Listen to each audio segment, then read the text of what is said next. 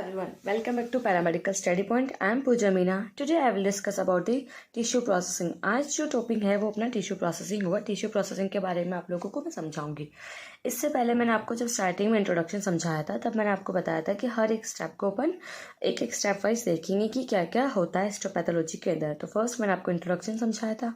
Then मैंने आप लोगों को उसके फिक्सेटिव्स के बारे में बताया था कि हिस्टोपैथोलॉजी में कौन कौन से फिक्सेटिव्स यूज़ करते हैं. फिर उसके बाद मैंने आपको डिकैल्सिफिकेशन समझाया कि एक टिश्यू को अगर अपन टिश्यू प्रोसेसिंग करते हैं उससे पहले कुछ स्टेप्स होती है जिसे डिकैल्सिफिकेशन है. टिश्यू से या फिर किसी बोन से मुझे कैल्शियम रिमूव करना ताकि वो सॉफ्ट हो जाए और उसको मैं कट करके जो भी डिजीज उसमें है वो डिटेक्ट कर सकूँ. तो डिकैल्सिफिकेशन के बारे में लास्ट सेक्शन में अपन ने समझा था. आज जो है वो है टिश्यू प्रोसेसिंग. ये सबसे इंपॉर्टेंट पार्ट है. ठीक है, ये सबसे इंपॉर्टेंट पार्ट है आपका हिस्टोपैथोलॉजी का. टिश्यू प्रोसेसिंग अगर अच्छे से नहीं होती है किसी भी टिश्यू की तो जो रिजल्ट अपन देखना चाहते हैं यानी किसी भी टिश्यू के अंदर जो डिजीज़ अपन डिटेक्ट करना चाहते हैं वो डिजीज़ अपन अच्छे से डिटेक्ट नहीं कर पाएंगे. यानी अगर उसका सेक्शन अगर मुझे क्लियर सेक्शन नहीं मिलता है तो जो डिजीज़ डिटेक्ट करना चाहते हो वो डिजीज़ डिटेक्ट नहीं होगी वहाँ पे. तो जो टिश्यू प्रोसेसिंग है तो क्या सबसे इंपॉर्टेंट पार्ट है पूरे हिस्टोपैथोलॉजी का. तो सबसे पहले समझते हैं कि टिश्यू प्रोसेसिंग क्या होती है. The tissue from the body taken for the diagnosis of disease process must be processed in the histology laboratory to produce microscopic slide that are viewed under the microscope by the pathologist. क्या किया जाता है कि tissue को remove किया जाता है body से किसके लिए, डिजीज के डायग्नोसिस के लिए. देन उसको फर्दर प्रोसीड किया जाता है हिस्टोपैथोलॉजी लेबोरेटरी के अंदर और उससे क्या प्रोड्यूस किया जाता है, उसके सेक्शन कट करके एक माइक्रोस्कोपिक स्लाइड में उसको लिया जाता है. लेने के बाद में क्या किया जाता है, उसको माइक्रोस्कोप के अंदर ऑब्जर्व किया जाता है एक पैथोलॉजिस्ट के द्वारा. ठीक है, देन क्या होता है कि the tissue processing is the heart of any tissue section. यानी tissue processing like tissue section का एक सबसे मोस्ट इंपॉर्टेंट पार्ट है. हर्ट, उसको हर्ट के नाम से अपने यहाँ पे बोल रहे हैं. Which will be cut adequately only if the tissue is properly preserve and processed. क्या होता है कि जो अगर टिश्यू सेक्शन जो है वो हर्ट एक तरह का मेन पार्ट है, कहना चाहे तो एक मेन पार्ट है जिसको अपन एडुकेटली क्या करते हैं, टिश्यू को प्रॉपरली प्रिजर्व करते हैं. सबसे पहले प्रिजर्व करने के बाद में उसको कट किया जाता है. कट करने के बाद में उसको आगे जो स्टेनिंग प्रोसेस होता है उसमें उसको प्रोसीड किया जाता है. तो ये टिश्यू प्रोसेसिंग की बेसिक इंट्रोडक्शन था कि टिश्यू प्रोसेसिंग क्या होती है. तो टिश्यू प्रोसेसिंग एक ऐसा पार्ट है जिसमें क्या किया जाता है, टिश्यू को जो अपन स्टार्टिंग में देख रहे हैं कि ओटी के द्वारा या किसी भी प्रोसेस के द्वारा कि जो पेशेंट है उससे टिश्यू रिमूव किया जाता है, उसको प्रिजर्व किया जाता है. प्रिजर्व करने के बाद उसका डिकैल्सिफिकेशन किया जाता है. डिकैल्सिफिकेशन के बाद में उसको कट करके उसको कट करने के बाद में स्टेन करने के बाद में उसको माइक्रोस्कोपिक स्लाइड में देखा जाता है. अब टिश्यू प्रोसेसिंग की डेफिनेशन देख लेते हैं कि टिश्यू प्रोसेसिंग की क्या डेफिनेशन होती है, उसके कौन कौन से स्टेजेस होती हैं, कितने स्टेजेस पे वो काम करेगा. तो डेफिनेशन अपने पास में, the term tissue processing refer to the treatment of the tissue necessary to impregnate it into a solid medium so that the tissue section of desirable thickness to be cut on the microtome. देखो definition को समझते हैं कि जो tissue processing उसको क्या refer करें अपन, कि रेफर करें कि ट्रीटमेंट ऑफ द टिश्यू. किसी भी टिश्यू का मुझे ट्रीटमेंट करना है तो मुझे क्या करना होगा, मुझे एक काम करना होगा, एक नेसेसरी काम करना होगा कि उसका इम्प्रेग्नेट करना होगा. इम्प्रेग्नेट का मतलब उसमें कुछ ना कुछ इंट्रोड्यूस करना होगा. जैसे क्या करा अपन ने, जो टिश्यू था उसे कैल्शियम को रिमूव किया यानी इसका डिकैल्सिफिकेशन किया. ठीक है, कैल्शियम को रिमूव कर दिया. अब रिमूव करने के बाद में क्या हो गया कि ये सॉफ्ट हो गया, बहुत ज़्यादा टिश्यू जो सॉफ्ट हो गया. अब बिल्कुल सॉफ्ट है, जैसे कोई टिश्यू, जैसे एग्जांपल की फॉर्म में अभी तो आपको ये जो है मेरे थंब में पूरा ऐसा दिख रहा है. अगर बिल्कुल इसमें से पूरा कैल्शियम रिमूव हो जाएगा तो ये कैसा हो जाएगा, बिल्कुल कुछ नहीं रहेगा, बहुत ज़्यादा सॉफ्ट हो जाएगा. तो अगर सॉफ्ट टिश्यू को मैं कट करूँगी तो ये कट प्रॉपर नहीं होगा. प्रॉपर लाइक अगर जैसे मैं इसका सेक्शन कट करना चाहूँगी तो मुझे एक कैसा सेक्शन चाहिए, मुझे एक सर्कुलर सेक्शन चाहिए. ठीक है, तो वो सर्कुलर सेक्शन नहीं मिलेगा सॉफ्ट टिश्यू के अंदर. उसमें क्या हो जाएगा, आपको जो सेक्शन ऑब्टेन होगा कुछ ऐसा कैसा कुछ ऑब्टेन होगा. अगर ऐसा सेक्शन ऑब्टेन होगा तो अपन जब स्टेनिंग करेंगे तो स्टेनिंग में के बाद में जब माइक्रोस्कोप में ऑब्जर्व किया जाएगा तो इस तरीके से स्लाइड में आपको जो टिश्यू मिलेगा तो इसमें जो आप डिटेक्ट करना चाहते हो वो चीज़ डिटेक्ट नहीं होगी. डिजीज अपन डिटेक्ट करना चाहते हैं वो डिटेक्ट नहीं होगी. तो उस चीज़ के लिए क्या किया जाता है, जब टिश्यू सॉफ्ट हो जाता है तो उसमें इम्प्रेग्नेटेड किया जाता है किसी भी सॉलिड मीडियम को. ठीक है, एक सॉलिड मीडियम को, नहीं जैसे एग्जाम्पल के फॉर्म में ये जो टिश्यू था इसमें से कैल्शियम रिमूव हो चुका है. ठीक है, अब इसमें से मुझे इसमें कुछ इंट्रोड्यूस करना है. ठीक है, इम्प्रेग्नेट का मतलब इंट्रोड्यूस समझ लीजिए, बट यहाँ पे ये टर्मिनोलॉजी यूज़ करते हैं. एक सॉलिड मीडियम को मैं इंट्रोड्यूस करूँगी जिससे क्या होगा, so that the tissue section of desirable thickness, इसकी वजह से सॉलिड मीडियम की वजह से मुझे क्या होगी, टिश्यू सेक्शन की डिज़ायरेबल थिकनेस मिल जाएगी जब मैं माइक्रोटॉम के अंदर उसको कट करूंगी। तो ये जो ये जो सॉलिड मीडियम होता है वो यूज़ करते हैं अपन जनरली वैक्स, पैराफिन वैक्स को यूज़ किया जाता है इसके अंदर, ताकि जो है सेक्शन अच्छे से ऑब्टेन हो सके। अब जो स्टेजेस ऑफ टिश्यू प्रोसेसिंग की स्टेजेस देख लेते हैं, कौन कौन सी स्टेजेस होती है। फर्स्ट अपने पास में होता है fixation, dehydration, clearing, impregnation and embedding. यानी 5 स्टेजेस के अंदर अपन टिश्यू प्रोसेसिंग को समझेंगे कि इन 5 स्टेप्स में क्या क्या होता है टिश्यू प्रोसेसिंग के अंदर। आई होप आपको डेफिनेशन समझ में आ गई होगी कि किसी भी टिश्यू का अगर मुझे ट्रीटमेंट करना होता है तो ट्रीटमेंट करने के लिए मैं उसमें इम्प्रेग्नेटेड करता हूँ किसी भी सॉलिड मीडियम को। उस सॉलिड मीडियम की वजह से क्या होता है, सेक्शन मैं ऑब्टेन करता हूँ डिजायरेबल थिकनेस का माइक्रोटोम में कट करके। अब क्या है, जैसे टिश्यू को अपन टिश्यू प्रोसेसिंग में जब लेके जाते हैं उससे पहले एक बार काम होता है कि जो अपने पास सैंपल आया उसकी हर एक चीज़ को डिटेल को अच्छे से मेंशन कर लेते हैं, अपन चेकआउट कर लेते हैं। नहीं, before proceeding on the tissue processing, soon as the tissue is receive in it is very important that the tissue can be properly labelled. सबसे पहले टिश्यू अच्छे से लेबल होना चाहिए टू अवॉइड एनी कन्फ्यूजन, किसी भी कन्फ्यूजन को regarding the duplication of the same name और giving the wrong diagnosis to the patient. सबसे पहले क्या होता है कि हर एक चीज़ चेक करना है, उसके लेवल चेक करना है ताकि कोई भी कन्फ्यूजन ना हो। अगर किसी भी पेशेंट का सेम नेम है, ठीक है, सेम नेम है, तो ये चीज़ अपन अच्छे से चेकआउट करेंगे, सेम नेम है, उसकी एज वगैरह जो कुछ भी है, ताकि अगर ये चीज़ चेक नहीं करेंगे तो उससे क्या होगा, जो पेशेंट है उसका रॉन्ग डायग्नोसिस हो जाएगा, जो कि रिस्पॉन्सिबिलिटी फिर अपनी हो जाती है वहाँ पर। The labelling has been with a foolproof name, उसका फुल प्रूफ नेम होना चाहिए, उसका जो नेम है ना वो कंप्लीट नेम होना चाहिए, ठीक है। और जो लेबल है वो through out the entire process के टाइमिंग में जो लेबल है वो मेंशन रहना चाहिए उसके अंदर। और उसकी जो परमानेंट रिकॉर्ड है वो हमेशा जो भी रजिस्टर मेंटेन किया जाता है उस रजिस्टर के अंदर उसका परमानेंट रिकॉर्ड होना चाहिए। फिर as soon as the specimen receive in it is given to the specific individual number, जिसको आपको मैंने स्टार्टिंग में बताया था, जब इंट्रोडक्शन में आपको बताया था कि जैसे कोई भी पेशेंट का जो सैंपल हिस्टोपैथोलॉजी के अंदर आता है तो उसको स्पेसिफिक नेम दिया जाता है, ठीक है। वो स्पेसिफिक नेम होता है उसके एजिग्नेशन नंबर। मैंने आपको इंट्रोडक्शन में समझाता है कि एजिग्नेशन नंबर क्या होता है, ठीक है। पैथोलॉजिस्ट के जो नंबर होते हैं वो क्या होता है, हर एक चीज़ मैं आपको बताई थी। तो स्पेसिफिक इंडिविजुअल नंबर दिया जाता है, एजिग्नेशन नंबर, वो जो होता है सैंपल के ऊपर मेंशन कर दिया जाता है। एंड ऑल्सो उसका जो रिकॉर्डेड रजिस्टर में मेंटेन किया जाता है, जैसे पेशेंट का क्या है, उसका जो पेशेंट का नेम है, किस डॉक्टर ने उसको रेफर करा, किस डॉक्टर ने रेफरिंग की है, एंड उसका जो नेचर है टिश्यू का, वो टिश्यू का नेचर कैसे ने, सॉफ्ट नेचर का टिश्यू अपने पास में, हार्ड आया था, जो भी उसका नेचर होता है वो मेंशन करना होता है।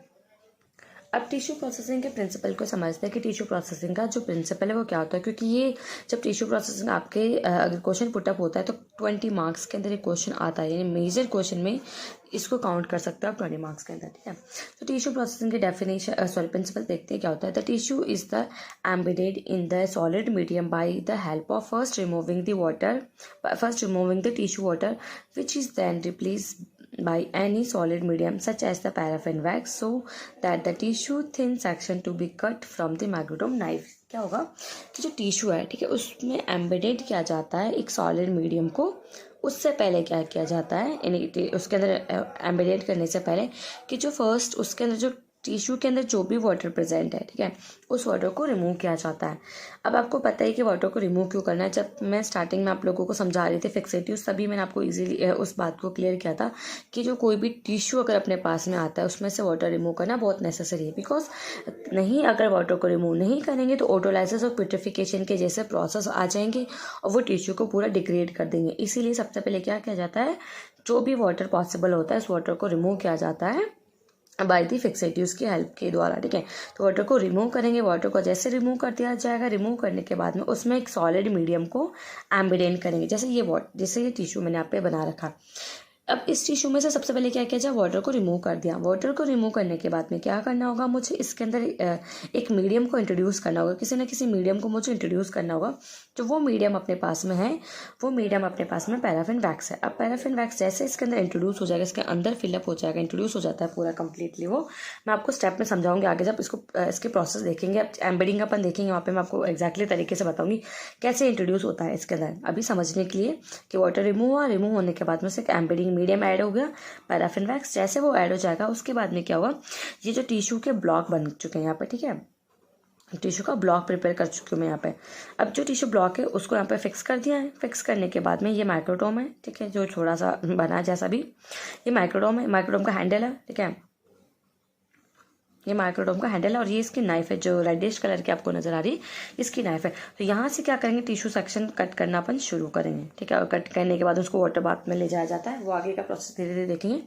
तो देखो डेफिनेशन क्या कहती है, आपको डेफिनेशन कहती है कि सबसे पहले जो टिश्यू है उसमें से वाटर को रिमूव करना होगा, वाटर को रिमूव करने के बाद में कोई भी सॉलिड मीडियम को ऐड करना होगा, ठीक है, उसको रिप्लेस किया जाएगा, वाटर को रिप्लेस किया जाता है किससे, सॉलिड मीडियम से। वो सॉलिड मीडियम जो अपने पास में होता है वो पैराफिन वैक्स हो सकता है, जिससे क्या होगा that the tissue thin section to be cut from the microtome knife. यानी माइक्रोडोम नाइफ से क्या होगा, टिश्यू के थिन सेक्शंस अपन ऑब्टेन कर सकते हैं जो डिजीज को डायग्नोसिस करने के लिए। आई होप आपको समझ में आ गया होगा। तो सबसे पहले शुरू करते हैं अपन इसके स्टेप 5 स्टेप में से 5 स्टेप के अंदर सबसे पहले अपने पास में फिक्सेशन, ठीक है। तो usually the tissue is receive at the laboratory is already fixed होता है, but before proceeding further proceed it to check the complete fixation. सबसे पहले क्या होता है, जैसे टिश्यू अपने पास में आता है चेक करते हैं अपन कि वो ऑलरेडी फिक्स्ड है या नहीं है। वैसे तो ऑलरेडी फिक्स्ड आता है, बट अगर वो फिक्स्ड नहीं है तब भी चेक करना होता है, ठीक है। जब टिश्यू अपने पास नॉर्मली आता है तो 10% फॉर्मलिन में होता है, या फिर डिपेंडिंग करता है कि जो बॉडी का कौन सा टिश्यू है। जैसे मैंने आप लोगों को अलग अलग फिक्सिटीज के बारे में समझाया था कि जैसे जैंकस फ्लूइड है वो किसके लिए यूज़ किया जाता है, बॉन्स फ्लूइड किसके लिए यूज़ किया जाता है, जितने भी फिक्सिटीज है वो किस किस के लिए यूज़ किए जाते हैं वो बॉडी पार्ट्स पर डिपेंड करता है। सेकेंड डिहाइड्रेशन अपने पास में होता है कि most of the fixative used in the aqueous solution, most of the fixative जो भी अपन यूज़ करते हैं सारे सारे एक्वस सॉल्यूशन के अंदर यूज़ करते हैं, एक्वस फॉर्म में यूज़ करते हैं। The fixative solution as well as tissue contain the water which does not mix with the paraffin wax. तो क्या होता है कि जो फिक्सेटिव का जो सॉल्यूशन और टिश्यू का है, ठीक है, उसमें वाटर प्रेजेंट होता है। ये जो वाटर है, ठीक है, ये वाटर क्या नहीं कर पाता, डायरेक्टली इंटरेक्ट नहीं कर पाता किसके साथ में, वैक्स के साथ में। यानी वैक्स और वाटर आपस में नहीं, मतलब आपस में चिपकेंगे नहीं, लाइक आप कह सकते हो इंट्रोड्यूस नहीं होंगे एक दूसरे में। तो उस चीज़ को क्या करेंगे, इसलिए इस चीज़ की वजह से सबसे पहले वाटर को रिमूव किया जाता है, ठीक है।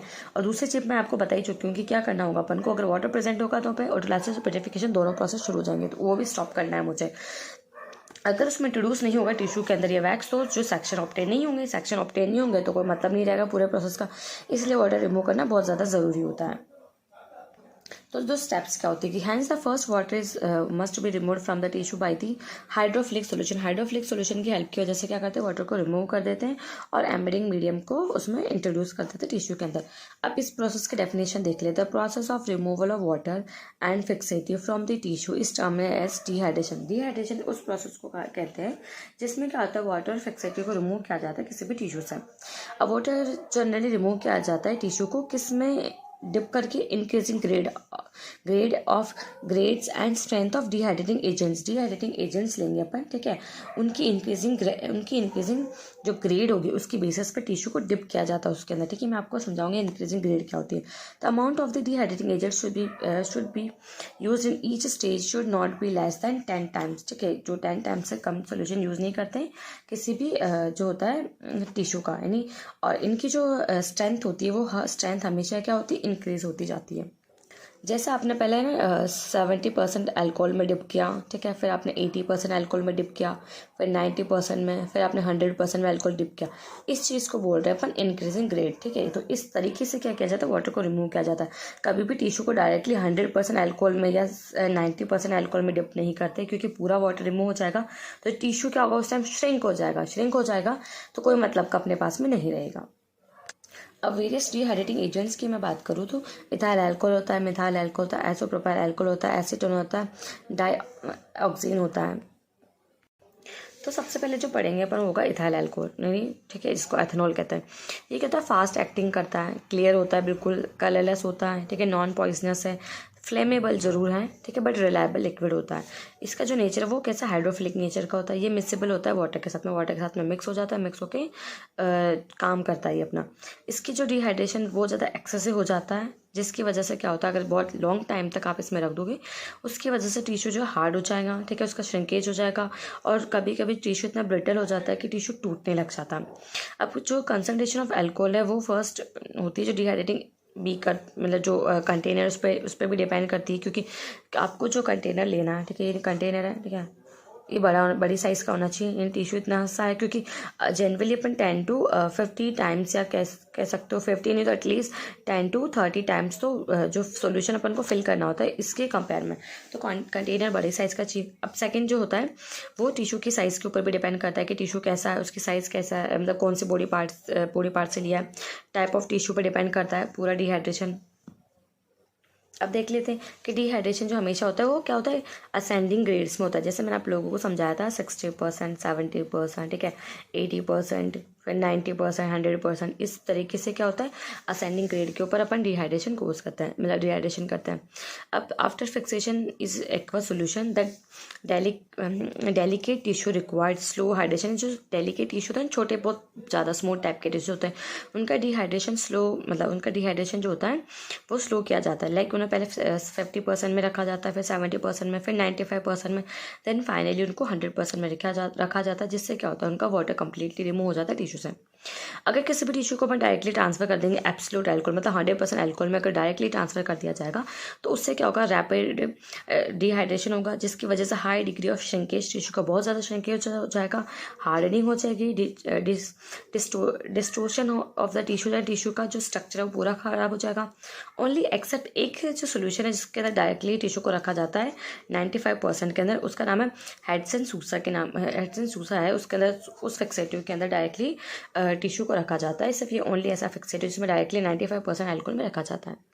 नेक्स्ट जो अपने पास में मैथनॉल भी क्लियर होता है, कलरलेस होता है, फ्लेमेबल लिक्विड होता है, ये भी वाटर के साथ में मिक्सेबल होता है, बट ये हाईली टॉक्सिक होता है, इस वजह से एथेनॉल के कंपेयर में इस वजह से इसके मिनिमम यूजेस है।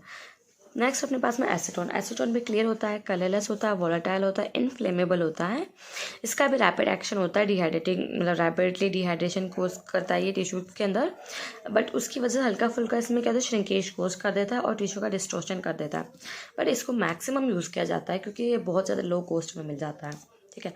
It is usually dehydrate with in 20 to 30 minutes में डिहाइड्रेशन कर देता है, लेकिन 4 चेंजेस रिक्वायर्ड करता है, एटलीस्ट 4 चेंजेस तो रिक्वायर्ड करता है, ठीक है। तो आज मैंने आप लोगों को समझाया कि टिश्यू प्रोसेसिंग क्या होता है, ठीक है, टिश्यू प्रोसेसिंग में कौन कौन से स्टेप्स होते हैं, और टिश्यू प्रोसेसिंग के पहले क्या क्या स्टेप्स मुझे करने होते हैं, देन उसके बाद में मैंने आपको डिहाइड्रेटिंग एजेंट्स के बारे में समझाया। अब बाकी जो रिमेनिंग प्रोसेस और नेक्स्ट क्लास में अपन समझेंगे। So thank you so much for watching. अगर आपको मेरी वीडियोस अच्छी लगती है तो प्लीज़ आप लाइक करें, शेयर करें और मेरे चैनल को सब्सक्राइब करें।